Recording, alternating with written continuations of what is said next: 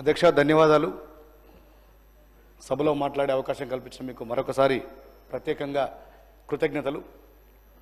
మా చొప్పదండి నియోజకవర్గంలో గత 10 సంవత్సరాలు పరిపాలించినటువంటి సర్కార్ సాగునీటి రంగంలో పూర్తిగా నిర్లక్ష్యానికి గురి చేసింది.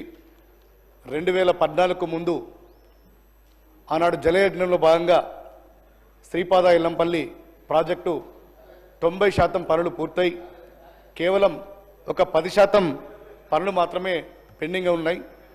దానికి సంబంధించి ఆ 10% కనుక పూర్తి చేసినట్టుంటే మా నియోజకవర్గంలో వేలాది ఎకరాలకు సాగునీరు అందించే అవకాశం ఉంది. అధ్యక్ష, ఇటీవల కాలంలో ఇరిగేషన్ మంత్రి పెద్దలు ఉత్తమ్ కుమార్ రెడ్డి గారు కూడా మా నియోజకవర్గానికి వచ్చి ఈ సాగునీటికి సంబంధించి పెండింగ్ ప్రాజెక్టులు పూర్తి చేస్తానని చెప్పి హామీ ఇచ్చిండ్రు. నారాయణపూర్ రిజర్వాయర్కి సంబంధించి ఇది చొప్పదండి నియోజకవర్గం గంగాధర మండలంలోని నారాయణపూర్ గ్రామంలో ఉంది. ఈ రిజర్వాయర్కి సంబంధించి పెండింగ్ పనులు పూర్తి చేసి కుడి కాలువ అదేవిధంగా ఎడమ కాలువ పనులు పూర్తి చేసినట్టుంటే మా నియోజకవర్గం సస్యశ్యామలం అవుతుంది. దయచేసి మీ ద్వారా నేను మంత్రి గారికి విజ్ఞప్తి చేస్తున్నా.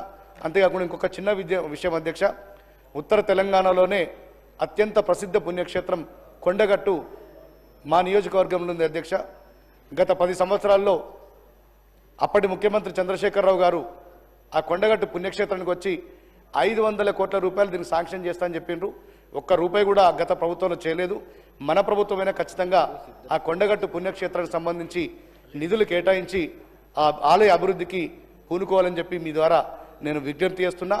ఇంకొకటి, మా నియోజకవర్గంలో ఒక్క డిగ్రీ కాలేజ్ కూడా లేదు. డిగ్రీ కాలేజ్ ఈ అకాడమిక్ ఇయర్ నుంచి ప్రారంభించే చాలా సంతోషపడతాం. అధ్యక్ష, మా నియోజకవర్గంలో గల్ఫ్ కార్మికులు ఎక్కువగా వలసపోతారు, చాలామంది ఇబ్బందులకు గురవుతారు. ఏదైనా ఒక పరిశ్రమ వచ్చినట్టుంటే అక్కడ చాలామందికి మనం స్థానికంగా ఉపాధి కల్పించే అవకాశం ఉంటుంది. ఈ అన్ని విషయాలు కూడా మీ ద్వారా ప్రభుత్వానికి విజ్ఞప్తి చేస్తున్న అధ్యక్ష, సానుకూలంగా స్పందిస్తారని చెప్పి నేను ప్రభుత్వాన్ని కోరుకుంటున్నాను. అధ్యక్ష, థ్యాంక్ యూ. Noted sir.